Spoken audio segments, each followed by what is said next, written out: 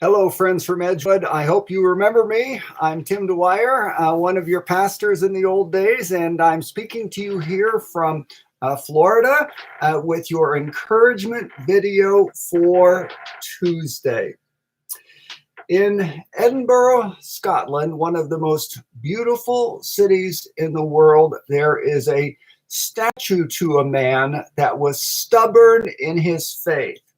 He's been reassessed by the historians, and perhaps the old caricatures weren't true, but his name is John Knox. He was the great Scottish reformer. For 19 months, John Knox was a galley slave on a French ship, chained, without shoes, eating gruel, cold, tired, and wet. Sometimes the people of God have to go through rough adventures. We're going through one now with the advent of the coronavirus. I want to draw your attention today to a verse in 1 Samuel chapter 30, verse 6. It's when David was going through a very rough time. He was fleeing from Saul. He'd gone out to do a variety of things, and the Amalekites came and attacked Ziklag, where his family was and where all of his friends' family was, and they took everyone captive.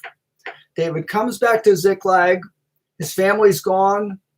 The people who are the families of his warriors are gone. Everyone's been taken captive.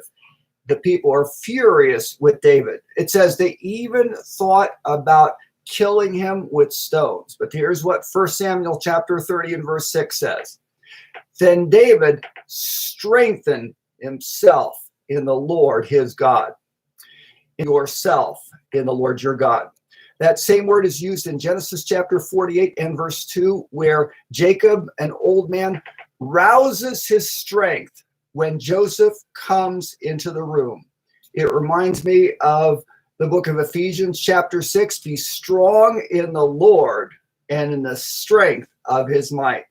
The way to make it through these uncertain, difficult, even interrupted times is like David, to strengthen yourself in the Lord, to call upon the Lord in prayer, to be extra attentive to his word, to take time to hear the things he would say to you. And as you can, be in contact with God's people, perhaps by phone or text, to give strength. In this time, strengthen yourself like David in the Lord his God.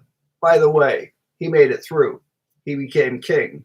He had other adventures on other days, but that day, he strengthened himself in the Lord his God.